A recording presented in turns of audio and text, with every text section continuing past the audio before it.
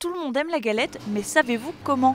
Comme chaque année à l'occasion de l'Épiphanie, Antoine, boulanger à Valenciennes, et son assistant David s'attellent à la confection de la galette. Itinéraire d'une galette à la frangipane.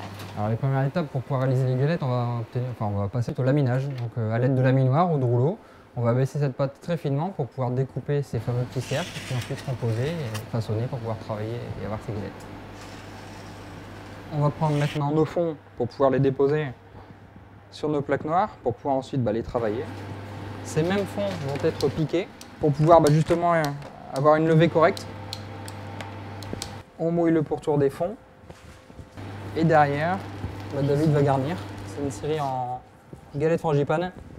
Et alors les fèves sont toujours placées sur l'extérieur d'une galette, jamais au centre, parce que fatalement quand on coupe, plus on va se rapprocher du mur, plus on a des risques de couper dessus. Donc, une fois les fèves mises ensuite dans les crèmes, on va venir sortir maintenant les chapeaux. Le balai des pâtissiers.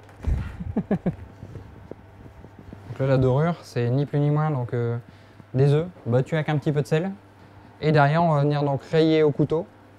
Donc avec le dos du couteau pour éviter de couper le feuilletage, sinon le feuilletage va se déchirer au four.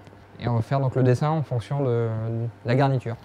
On va venir chiqueter les bords pour pouvoir obtenir nous le dessin qu'il y aura sur le tour de la galette.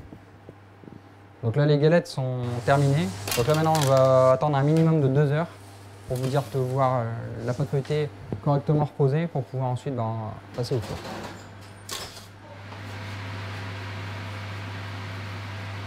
Là on est en train de venir lustrer le dessus du feuilletage avec du sirop pour pouvoir donner justement beaucoup de brillant au-dessus de la galette.